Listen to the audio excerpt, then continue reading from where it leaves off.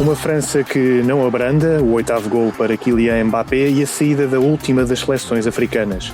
Depois do primeiro dia de descanso no Mundial, o primeiro jogo dos quartos de final teve os franceses a vencerem Marrocos por 2-0 e garantiria a presença nas meias finais pela terceira edição consecutiva do torneio, confirmando assim, como se fosse preciso, o seu estatuto de candidatos à vitória.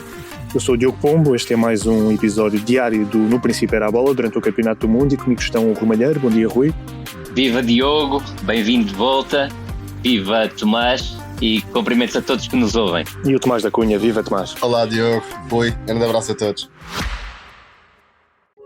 O Expresso tem uma nova subscrição que lhe dá acesso completo ao The New York Times, com atualidade, jogos, culinária e muito mais. E ainda aos conteúdos exclusivos da SIC Notícias, incluindo o Direto Vertical, a nova e inovadora emissão que se adapta ao seu smartphone. Subscreva em expresso.pt/digital. Expresso. Liberdade para pensar. Rui, eu começo por ti. O jogo meio que se começou a inclinar para o lado da França, sobretudo naquela a primeira vez que Marrocos meio que se distraiu e permitiu a transição rápida que culminou no penalti sobre o Mbappé. Sim, creio que sim. E tudo também começa na ausência do Saibari e do Riad, que se confirmaram. No caso do Saibari, sem grande surpresa face àquilo que seria o 11 inicial, ele colocou, o Ouabi colocou o El Khanous como falso 9 e acabou por nem conseguir ser falso 9. O Talbi a partir da esquerda e o Brahim Dias, que esteve novamente muito, muito errático, a partir do corredor direito. Na defesa, eu creio que fez a alteração que se impunha.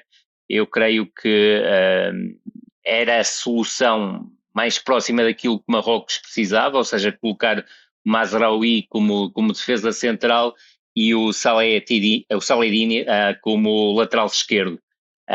Aquilo que me pareceu na fase inicial do jogo é que a França voltou a ter dificuldades contra um bloco baixo, e foi assim que a seleção de Marrocos se posicionou inicialmente. E depois, quando o Marrocos procurou ter mais bola, ter mais iniciativa, começar a entrar no meio-campo adversário, privilegiando claramente o corredor direito, surge a transição ofensiva, que no fundo não tem sido um momento muito, muito explorado pela França neste Campeonato do Mundo, mas que creio que quer nas meias finais, quer na final, pode ter um papel deliberativo, como podia ter tido no jogo de ontem. É um lance duvidoso entre o Doué e o Hakimi, que resulta numa bola no Olysée, que foi extremamente lesto a buscar o Mbappé na profundidade, derrubado pelo Mazraoui. Também fiquei com dúvidas, mas a verdade é que dos 11 metros o Mbappé não conseguiu bater o Bono, e a verdade é que o Bono em mundiais, contando também com desempates por pontapés na marca de grande penalidade, em 9 grandes penalidades só sofreu 2 golos. Creio que a pausa que veio após, a pausa para compromissos publicitários, que veio após a grande penalidade falhada pelo Mbappé, permitiu um primeiro reajuste do ponto de vista tático na seleção de Marrocos, que foi importante. A ideia passou muito por mudar a forma como a equipa estava a jogar. O El Ainoui baixou para a primeira fase de construção, mais para uma zona centro-esquerda, o que permitiu ao Saladin inserir-se, se quiseres, no jogo interior perto do Boadi. Em algumas circunstâncias o Hakimi já não procurou tanto a largura e a profundidade e também surgiu no espaço interior, e aí houve alguma dificuldade por parte da França em reagir a essa situação, nomeadamente no que diz respeito à orientação da pressão. Mas é que a verdade é que a França conseguiu, também por causa disso e pela dificuldade que foi muito grande por parte de Marrocos em buscar a profundidade, porque não tinha nenhuma referência nesse estilo de jogo, acabou por ter também recuperações altas que permitiram aquela contra-transição do Doué, que obrigou o Bono a uma defesa de recurso, e, se quisermos também, antes do intervalo e sem Marrocos conseguir chegar com qualidade à criação e com isso também não chegar à finalização, tivemos o momento do Digne, que de fora da área procurou a solução, porque a equipa francesa estava com dificuldade em entrar na área, com um remate fora da área que bateu com um estrondo no ferro. Na segunda parte, creio que Marrocos quis mudar o canal, ou seja, em vez de sair tanto pelo corredor direito, procurou mais o corredor esquerdo, principalmente através do Talbi, papel mais uma vez determinante do Ani a jogar no centro do jogo, mas a vir procurar mais a bola e buscar as tais associações pelo corredor esquerdo. Foi algo que durou 10 minutos, sem haver uma oportunidade clara, apenas 2 aproximações à baliza do Manhã, e a partir daí deu-se França, e sobretudo em 6 minutos a França resolveu por completo a eliminatória. Destacar obviamente o golo aos 60 minutos do Mbappé, a França a insistir do ponto de vista ofensivo, a começar com uma recuperação em pressão alta, que não é uma certeza no ideário da França, mas que resulta em várias circunstâncias, depois uma conquista de uma segunda bola por parte do Rabiot e tudo fácil, ou seja, ligação com o Doué, que estava no meio espaço entre esquerda, passe de ruptura para o Mbappé, que tem uma execução absolutamente fantástica, e fez 1-0, e depois o 2-0, num lance que também me parece alguma desconcentração coletiva por parte de Marrocos, porque nasce de um lançamento lateral do Condé ainda no meio campo defensivo, a busca do Olysée, o Olysée a procurar o Mbappé no corredor central e depois a inteligência absolutamente superlativa do Mbappé a combinar com o Dembélé, mas sobretudo a dirigir-se imediatamente para a área, a atrair os 3 defesas marroquinos e a abrir o espaço com o Dembélé, acabou por concretizar no golo. A partir daí é certo que Marrocos procurou mexer, procurou ter mais iniciativa, a França aproveitou também para rodar e também para dar alguns minutos de descanso ao Mbappé, que está com um problema no tornozelo, mas que não será impeditivo de jogar a partida da meia-final. A verdade é que foi a França que até a explorar o jogo aéreo do Mateta esteve mais perto do 3-0, e a verdade é que Marrocos, apesar de ter acabado o jogo com mais bola, acabou por só ter o seu primeiro e único remate enquadrado já acima dos 80 minutos, creio que aos 83, numa sequência de um livre com o remate do Anaí. Tomás, o Didier Deschamps só mexeu na equipa a partir dos 71 minutos e deu-se ao luxo de nem sequer utilizar o Ryan Cherki e o Magnus Aklius, que são 2 jogadores super talentosos, nem saíram do banco.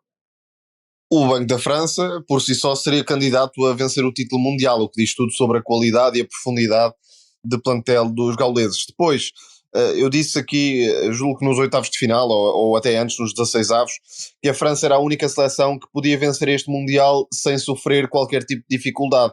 E a verdade é que está nas meias finais, dando a sensação de que está a jogar um torneio de pré-época, autenticamente, mas com o foco e a determinação de jogadores que querem mostrar muito que são os melhores no Mundial, nomeadamente o Mbappé, mas não é o único, também o Dembélé, também o próprio Olise. Portanto, é demasiado talento, é demasiada determinação para qualquer adversário travar esta França até agora. Ainda pode ter uma daquelas eliminações chocantes ou inesperadas, mas até ao fim será favorito a vencer este torneio, e parece que já lembraremos esta França como uma das melhores seleções em termos de dimensão da história dos mundiais. Agora, ser campeão ou não ser campeão faz toda a diferença, e é isso que a França quererá concretizar, mas já definimos quase como patamar mínimo umas meias finais. Nos últimos anos tem sido assim, França em mundial, pelo menos até às meias finais, acabará por ir. Depois, na primeira parte, percebeu-se que Marrocos estava muito descaracterizado em termos de jogo ofensivo, sobretudo pela ausência de profundidade, não havendo Saibari, que é um jogador que alterna muito os movimentos na frente e que dá opção ao Brahim Dias. É que muitas vezes o Hakimi foi o jogador mais adiantado da equipa, e isso destapou também as costas para algumas arrancadas do Mbappé naquela zona, e depois muitas vezes tendo o Hakimi como homem mais adiantado, tentando atacar esse espaço nas costas da defesa francesa, mas ao mesmo tempo deixando desprotegido o lado direito. O lance do penalti na primeira parte é evidente, com o Mbappé a enfrentar o Mazraoui, que claramente perdeu na abordagem, embora o penalti seja um pouco questionável pela forma como o Mbappé cai inicialmente. De qualquer forma, a vitória francesa é indiscutível. Há aqui outras grandes exibições, mesmo do meio campo para trás. O Pamecano está a fazer um torneio limpo, grande imposição em campo aberto, nos duelos, na antecipação. Também no meio campo a ausência do Tchouaméni não se tem feito notar. O Rabiot está num excelente nível em termos de posicionamento, segundas bolas, capacidade de pressão. O Koné, além disso tudo, também acrescenta alguma irreverência na condução e até na meia distância. Portanto, a única dúvida para deixar neste momento é o lado esquerdo do ataque, entre o Doué e o Barcola. Optou pelo Doué e o Doué fez um belíssimo trabalho, também ao nível da pressão. E essa é uma das mudanças de chip da seleção francesa. Uma equipa que se predispõe a pressionar mais alto, a tentar morder o adversário em zonas mais subidas, não sempre. Muitas vezes também oferece iniciativa ao adversário, e Marrocos quis baixar o ritmo, mas expondo-se a vários erros que depois deram a oportunidade de aceleração à seleção francesa. E acima de tudo há Mbappé e Dembélé, que já igualaram, não no registro, mas no facto de baterem fasquia dos 5 golos em Mundial. Mbappé e Dembélé estão a fazer um torneio fantástico, e sobretudo no caso de Mbappé, eles neste momento têm 13 golos juntos, o que significa que igualaram o registro do Ronaldo Fenómeno com 8 golos e o Rivaldo com 5 em todo o Mundial. É certo que o modelo mudou, mas mesmo assim, em relação ao modelo anterior, ainda lhes falta um jogo. Exatamente, vão indo ao terceiro e quarto, caso percam a meia-final. Mas é de facto um torneio brutal, e no caso do Mbappé, a capacidade de resistir ao erro tem muita importância nestes mundiais ou nestas grandes competições. É que o Mbappé falha um penalti e o jogo não lhe estava a correr propriamente de forma perfeita ao nível da definição, e de repente marca aquele golaço que faz lembrar até o Thierry Henry, porque é um remate sem preparação, tinha o defesa à frente e mete a bola na baliza. Rui, eu também gostava de te ouvir um pouco, porque acho que ele merece, sobre o Mbappé. Tem 8 golos neste torneio, 20 em mundiais, neste tem os mesmos de Lionel Messi, e ele desde que se estreou no torneio, em 2018, que já foi campeão, vice-campeão, e agora é semifinalista. E repara que eu creio não estar errado, até por ter feito essa final. Eu creio que ele em 2018 marca na final. Sim. Isso já é um claro sinal. Foi o mais jovem de sempre desde o Pelé a marcar. Exatamente, desde o Pelé a marcar, tinha praticamente a certeza. Agora, nós estamos a falar de um jogador que nasceu para disputar mundiais. Isto não quer dizer que não seja um jogador capaz de fazer a diferença em campeonatos, claramente, mas atinge aqui o nível estratosférico em termos de mundiais. E ele neste momento, e volto a frisar, os formatos foram mudando ao longo do tempo, mas tem todas as condições para bater o recorde histórico do Gerd Müller.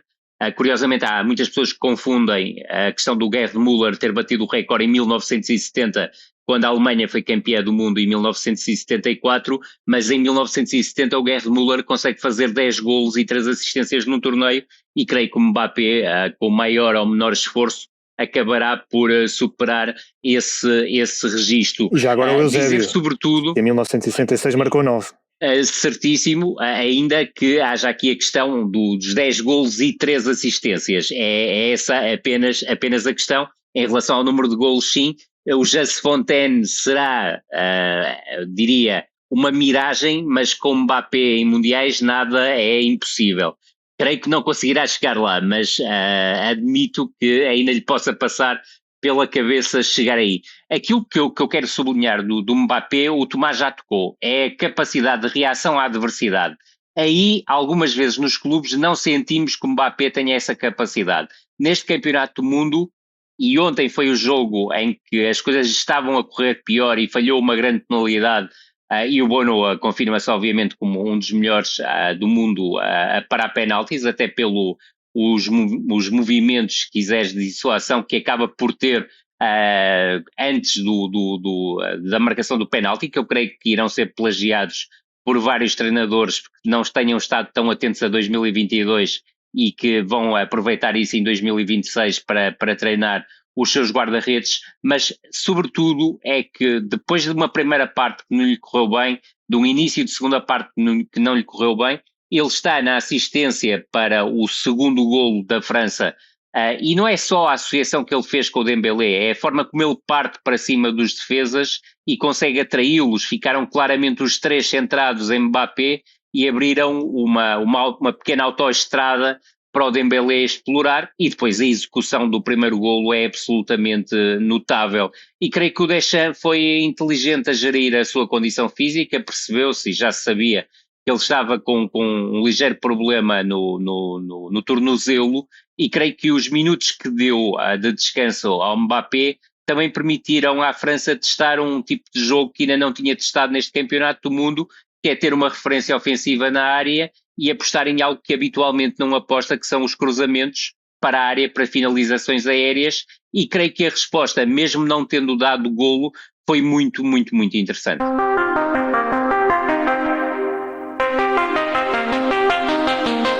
Estamos a gravar este episódio na sexta-feira, dia em que Jorge Jesus será oficialmente apresentado como o novo selecionador nacional.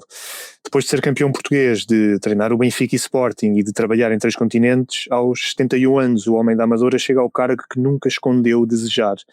Será ele a conduzir a seleção no ciclo para o Europeu de 2028 e do Mundial de 2030, que terá Portugal como um dos anfitriões. Tomás, tendo em conta o seu perfil, o seu feitio, o seu estilo de futebol, o que achas desta escolha de Pedro Proença?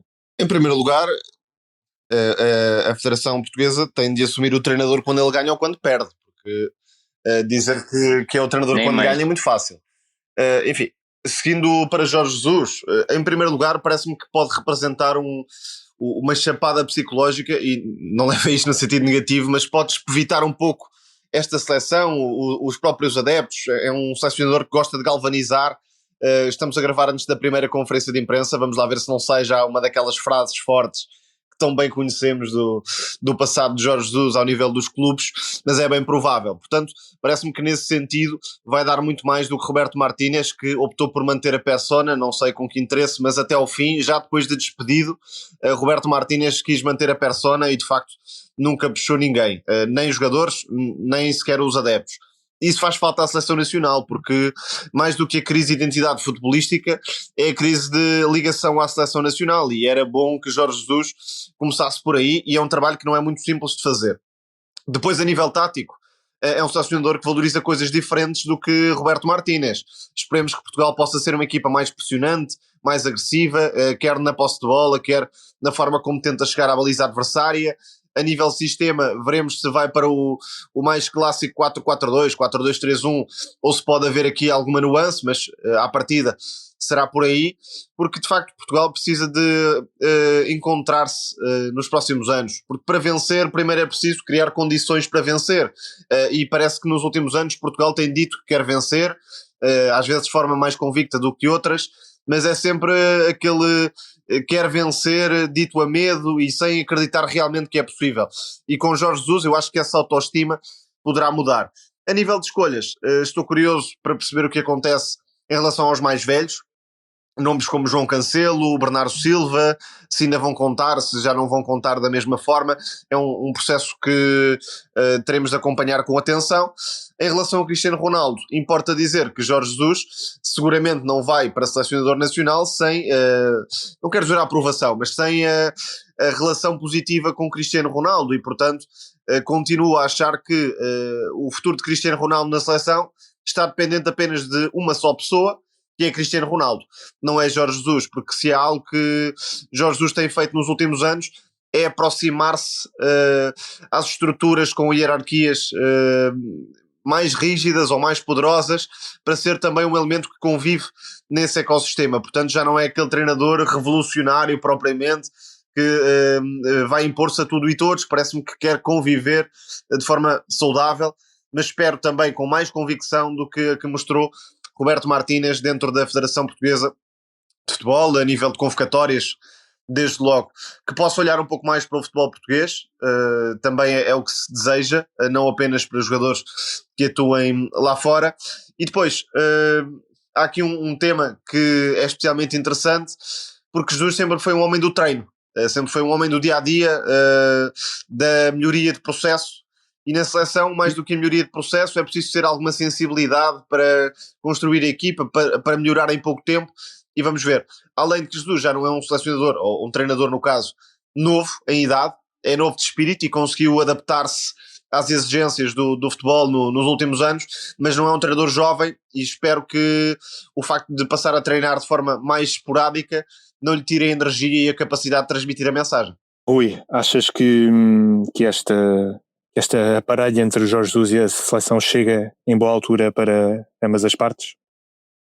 Sim, claramente, e repara que quando foi a antecâmara da Liga das Nações, que acompanhamos aqui, a saída do Roberto Martínez estava mais do que definida. O que não estava nos planos é que ganhasse a competição e sobretudo que depois a Pedro Proença se colasse à vitória de Roberto Martínez, e aí quando se ganha é o nosso treinador, quando não se ganha e se perde e não se cumprem objetivos e não se joga absolutamente nada, já não é o nosso treinador.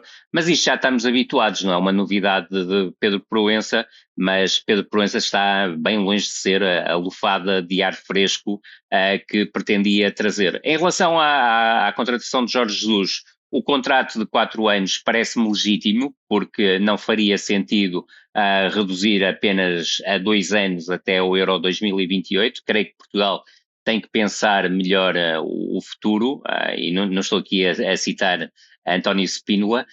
Aquilo que me parece também é que Pedro Proença está a partir de um pressuposto que tem um projeto 2024-2036 e não coloca a hipótese sequer que em 2028 ou 2032 surja algum concorrente para enfrentar aquilo que é o seu projeto para o futebol, que convém também não esquecer, porque só consegue falar de vitórias, é que Portugal não está, ou aliás não esteve na fase final do campeonato da Europa de sub-17 em futebol masculino, depois de ter vencido e ter sido amplamente propagado como um sinal da direção de Proença a conquista do Europeu e do Mundial Sub-17 no ano passado.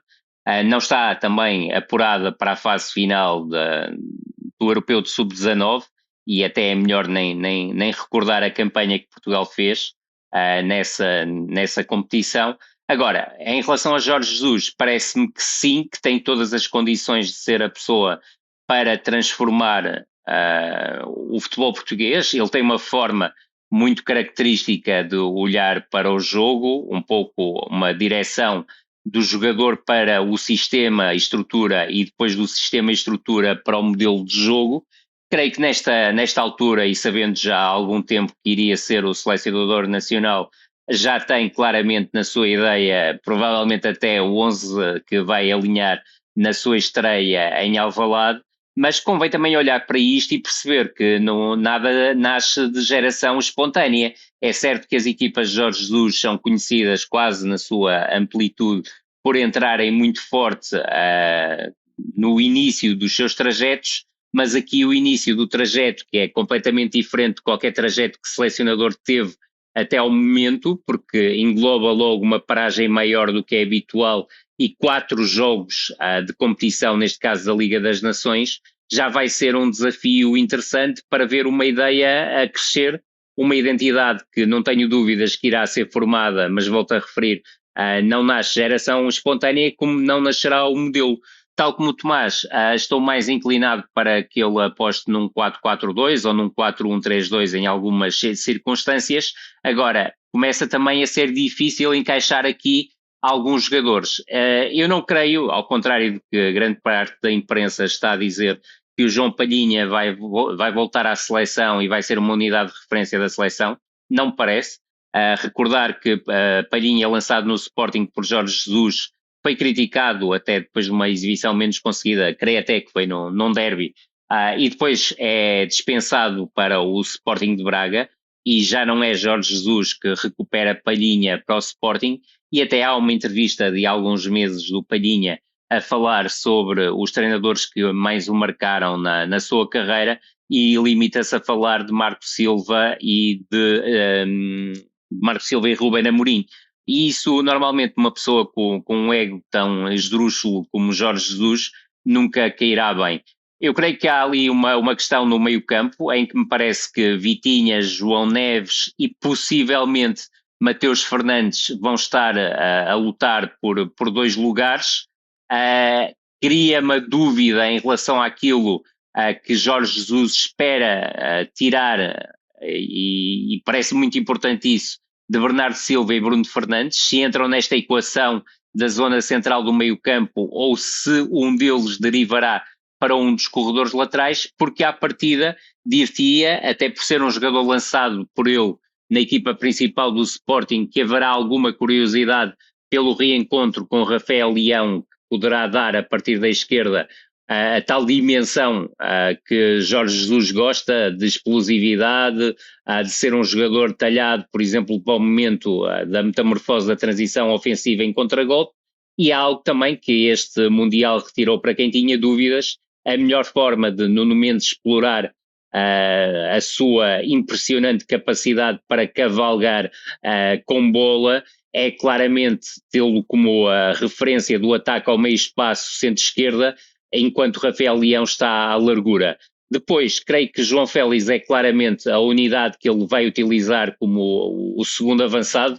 Ele tinha uma expressão muito curiosa, que agora por acaso não me estou a recordar, era um 9 mentiroso ou algo assim do género, quando treinou o Benfica, exatamente, e eu creio que o João Félix aí parte claramente à frente, por exemplo, de um Bruno Fernandes ou de um Bernardo Silva, não esquecendo que o Rodrigo Mora poderá também vir a entrar no futuro nessa equação.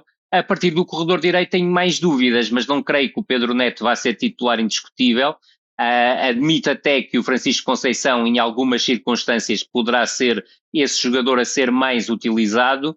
Tenho alguma curiosidade para perceber qual é o futuro do Giovanni Kenda no Chelsea, porque poderia também entrar nesta equação, e há sempre a hipótese de ou Bernardo ou Bruno caírem para um corredor lateral e do outro lado atuar um extremo. Em relação à questão do ponta de lança, eu creio que Gonçalo Ramos tem todas as características para ser a aposta de Jorge Jesus. Aliás, não foi Jorge Jesus que o lançou no Benfica, foi Nelson Veríssimo, mas quem deu continuidade foi claramente Jorge Jesus, independentemente de terem tido aquele episódio caricato que tem vindo muito à baila nos últimos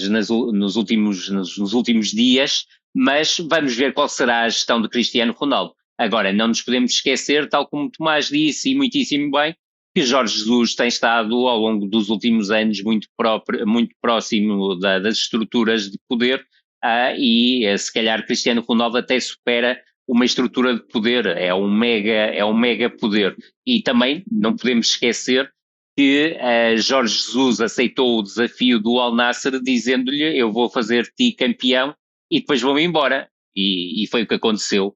Fez de Cristiano Ronaldo campeão, faltava-lhe esse título em termos de experiência árabe, e Jorge Jesus cumpriu com aquilo que tinha prometido, que era ir embora, e aí eu tenho a certeza praticamente absoluta que já sabia qual era o seu destino. Só para terminar, 2 notas. Uma é Pep não ter aceitado o convite da Seleção Nacional para fazer parte da equipa técnica.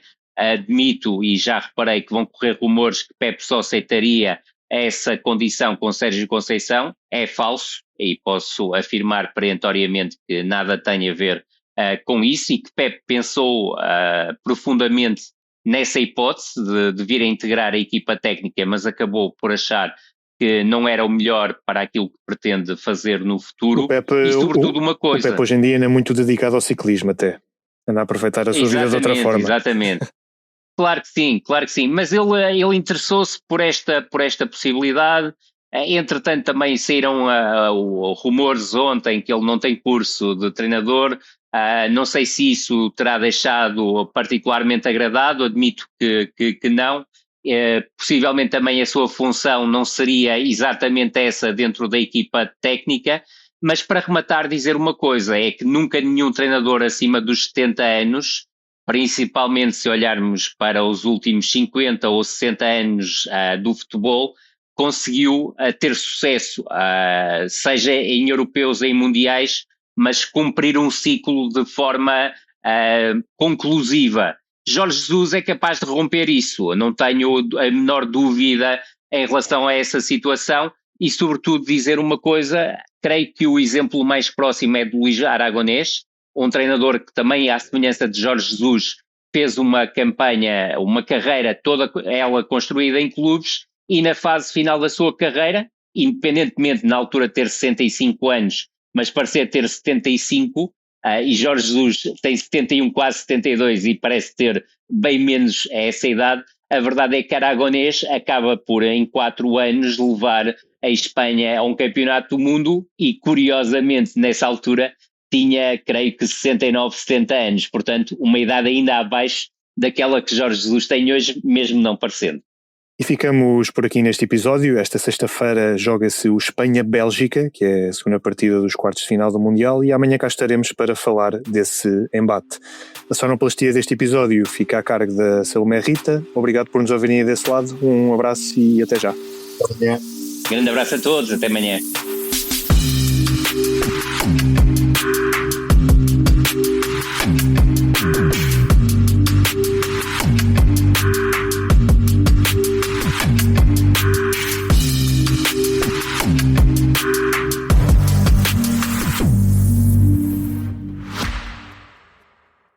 O Expresso tem uma nova subscrição que lhe dá acesso completo ao The New York Times, com atualidade, jogos, culinária e muito mais. E ainda aos conteúdos exclusivos da SIC Notícias, incluindo o Direto Vertical, a nova e inovadora emissão que se adapta ao seu smartphone. Subscreva em expresso.pt/digital. Expresso. Liberdade para pensar.